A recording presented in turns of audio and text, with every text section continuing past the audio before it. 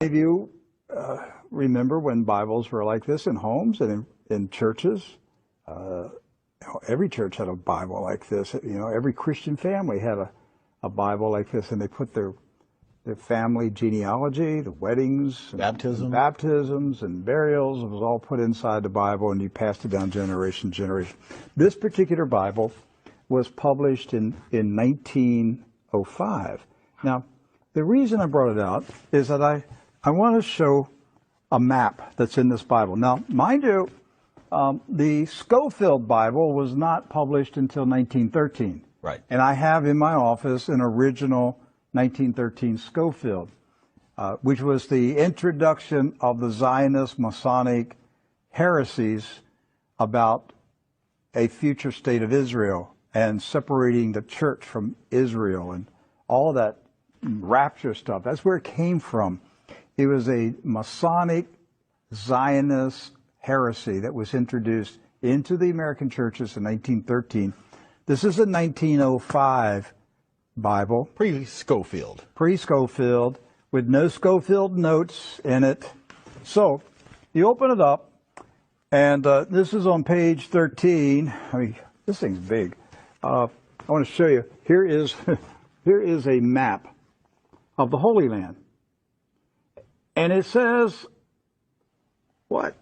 Oh, Palestine of the Holy Land. They misspelled Israel. No. Palestine. Palestine. Huh. And all these Christian Zionists that tell me, Rick, there's never been a Palestine. All right, so here's a still. There it is. Let's zoom in and show you here. Yeah. So, yeah, you hear these people like John Hagee, there's never been a Palestine. Well, look at this Bible map from 1905. And most Bibles, yes, from then had a map of Palestine. And Palestine is in the Bible itself, in the Old Testament.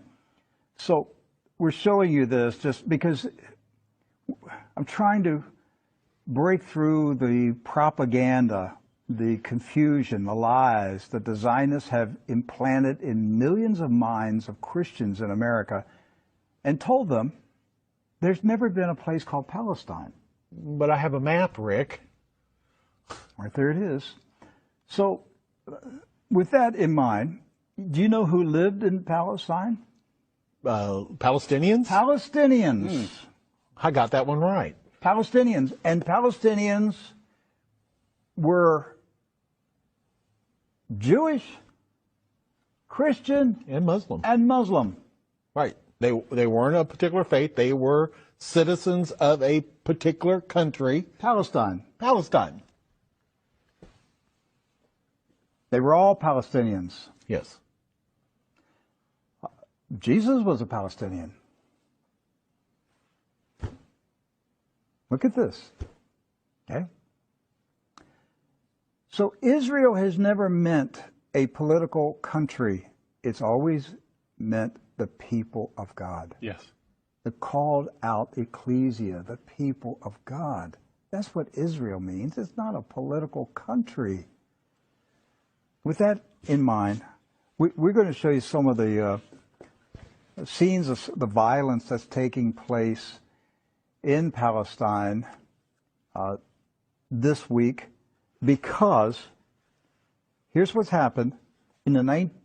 Following the 1917 Jewish Bolshevik Revolution in Russia, where the Jewish Bolsheviks went in and slaughtered the Romanov families in a satanic ritual, imposed communism on Russia, killed hundreds of thousands, literally millions of Christians, hundreds of thousands of Christian Orthodox pastors, and burned their churches, and just a horrible attack on the Russian church in 1917 and afterwards. Then they began to infiltrate Palestine in the 1920s and the 30s.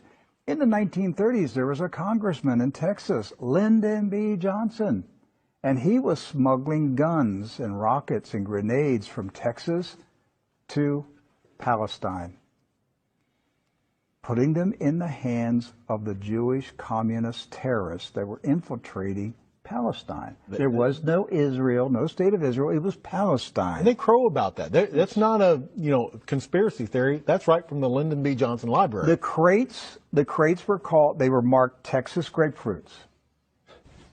The grenades, they were shipped as Texas grapefruits. The same grapefruits that blew up the King David Hotel. Right. So the 1920s, the 30s, and into the 40s, the European Ashkenazis invaded Palestine, infiltrated. The Arabs, Christian, Muslim, and Jewish, all Palestinians, were alarmed by the arrival of the communist Ashkenazis from Europe. The so-called Jewish settlers were killing. They killed the Jewish residents of Palestine. Yes. You understand that? They killed the Jews who lived in Palestine. They killed Christians. They killed Muslims.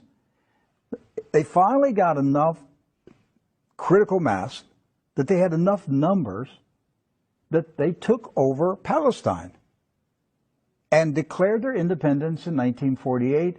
And Harry S. Truman, a 33rd degree Freemason, quickly recognized this new country as a real country. And that's how we got to 1948 and the State of Israel. There's never been peace in the Middle East since that day. That day is marked by all Palestinians as a day of disaster. Nakba. Nakba. A day of disaster. The disaster continues to this day.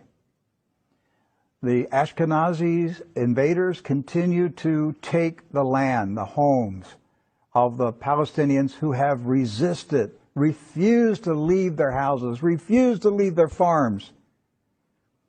It's not about Palestinians trying to chase out Jews. It's Jews who are trying to chase out Palestinians. And to this day, since 1948, they're still fighting them, trying to make them leave. Right. And these Palestinians have been